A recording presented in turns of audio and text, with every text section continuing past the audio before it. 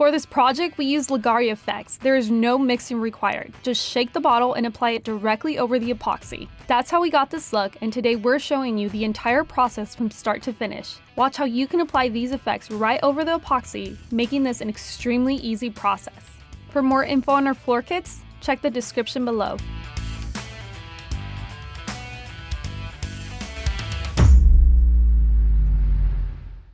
So what we're gonna do now is I'm gonna go over mixing primer. It's very simple.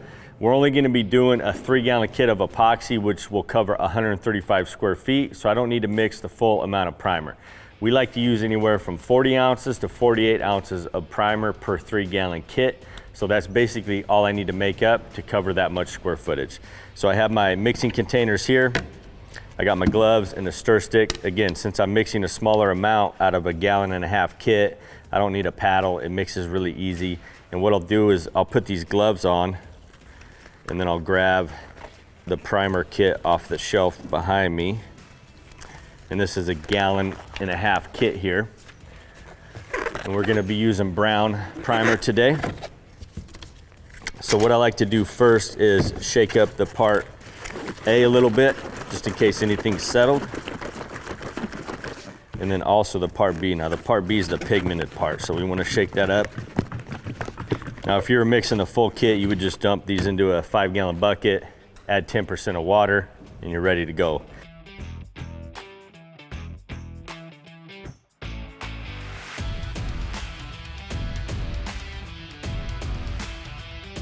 So now that I have my 40 ounces, I need to add 10% of water to this. So I have my 10% of water here. I'm gonna dump this in. And then I'll just mix this up.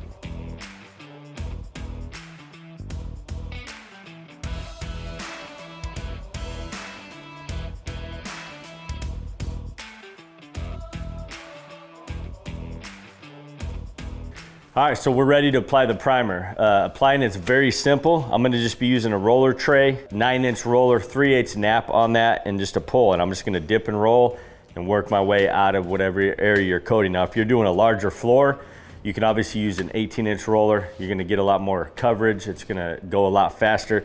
But since we're only doing 135 square foot floor, which is relatively small, I'll just use a 9-inch roller.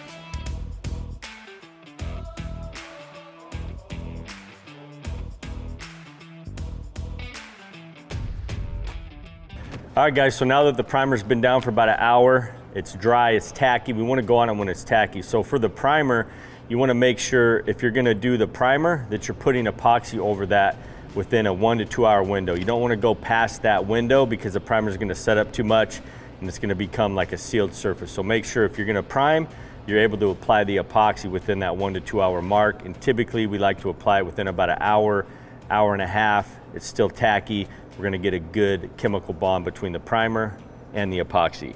So I'm gonna go over mixing the 3-gallon kit, and this is basically what we need. We have our first mixing bucket, we have a secondary mixing bucket, and this will make more sense once we start mixing. I got my gloves, I got my paint stick, 5-gallon, and then we got a 5-gallon mixing paddle on a drill. Now, when we're mixing the metallics, it's always good to wear a mask or mix them outside because those are gonna float around in your house or whatever. So we always like to take the epoxy outside, mix the metallics in that, or if you don't have that option, or maybe it's too cold out, you can just hook up a vacuum to that and suck those metallics as you're mixing. So what I'll do is I'll get rid of our secondary mixing bucket. I'll grab the products. We're gonna be doing, like I said, a 3-gallon kit, Metallic Epoxy. So we're gonna pop these off the shelf. There's our 3-gallon kit. We'll be doing khaki base on this. So I got my khaki there. And then for the highlights, we're gonna be using our Black Leggari Effects, which I have right here. So these are the colors. We got the khaki base, Black Leggari Effects, and our effects are awesome because you don't have to mix up more epoxy for your highlights. We simply squirt this stuff out of the bottle, blend it around, and it gives you some really cool effects, and it adds that secondary color to your floor. So first thing we're gonna do is we wanna dump out our Part A's. Make sure I got both of those. We're gonna dump out our Part A's into a clean 5-gallon bucket.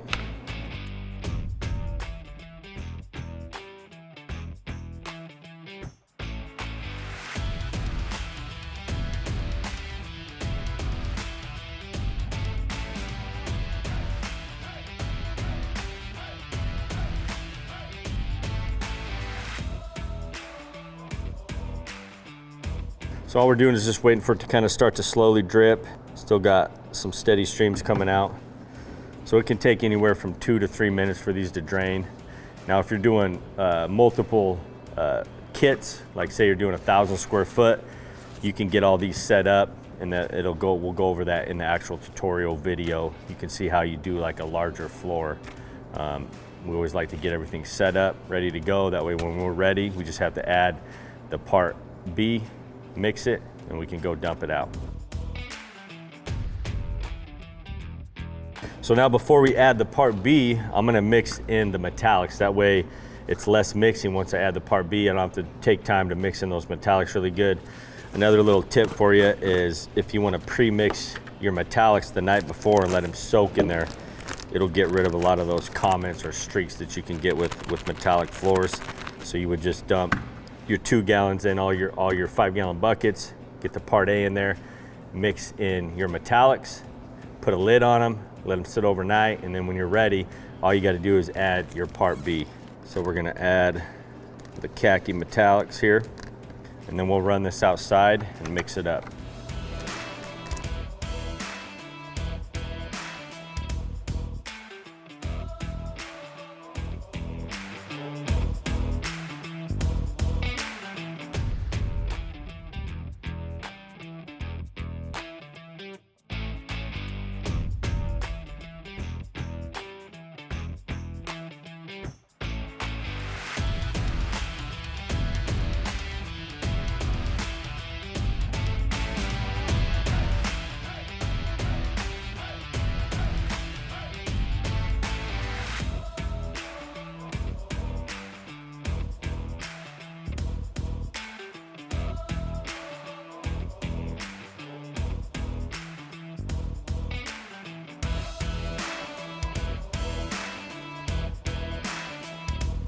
Grab my secondary mixing container,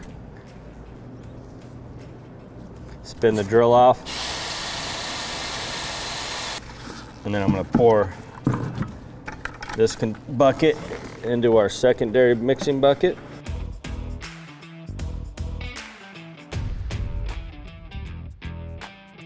I'm going to take my 5-gallon stir stick and I'm going to get everything out that I can, scraping the sides really good, scraping the back.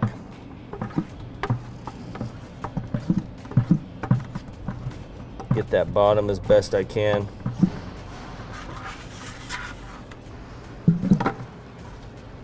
So we got the majority of the resin out of there.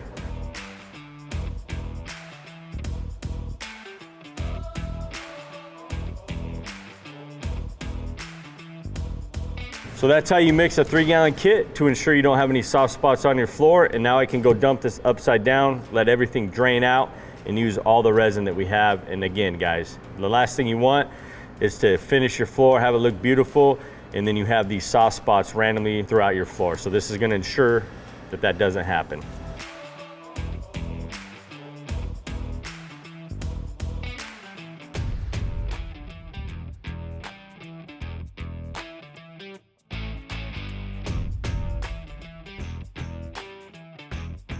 All right, so once you mix your resin, you want to dump it out of the bucket right away. Do not leave the resin in the bucket for any period of time.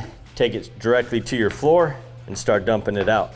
And I always like to go around the perimeter, do a smaller bead around the perimeter. That's what usually takes the most time.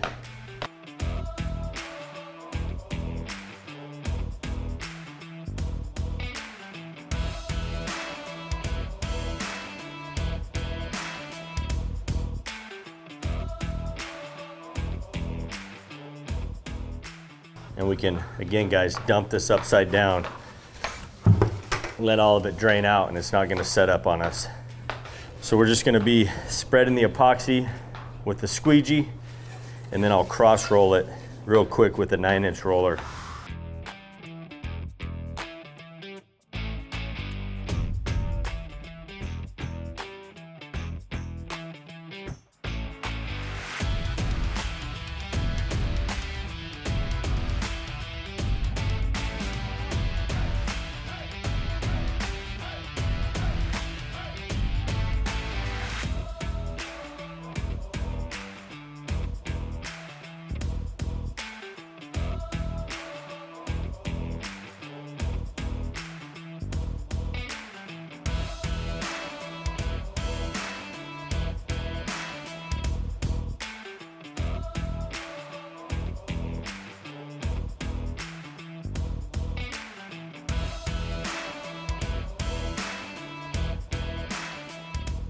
All right, so the next step is we're gonna cross roll and just kind of roll out the floor.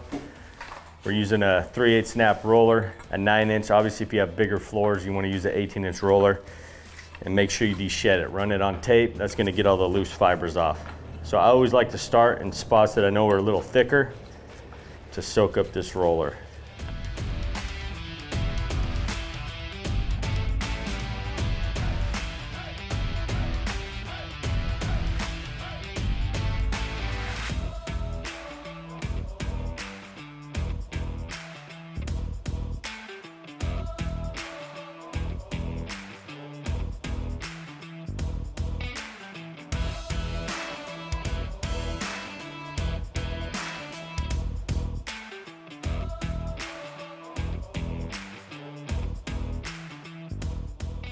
So if you need to push some to a spot, you can just apply pressure to your roller.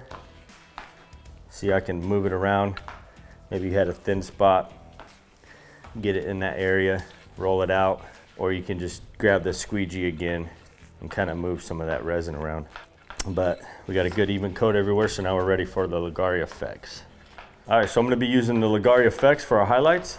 What you wanna do is make sure you shake these up good before you use them. And then I'm gonna be blending it with the squeegee, so it gives it a really cool look.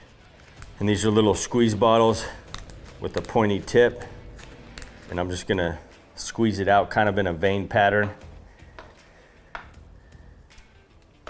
And then we'll blend that in.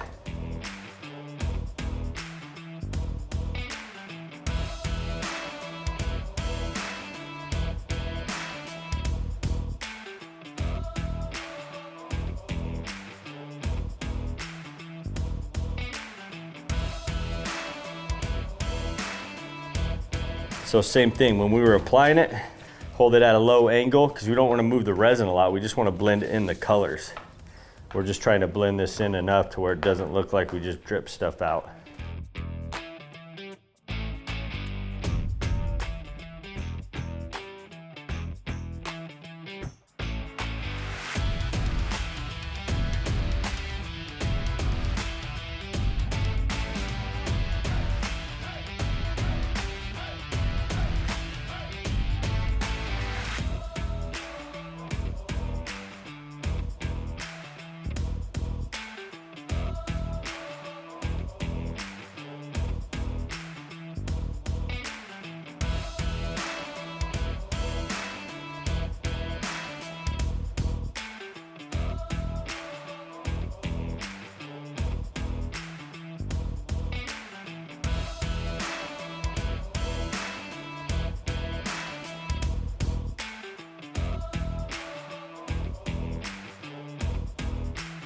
All right, so I got it all blended now. So now what we'll do is we're gonna take our clear isopropyl alcohol and we're just gonna spritz the surface. So I wanna make sure this thing is kind of just shooting out small to medium drips. Hit the whole area real quick. And that'll make that black kind of sell out, create a bunch of cool cells.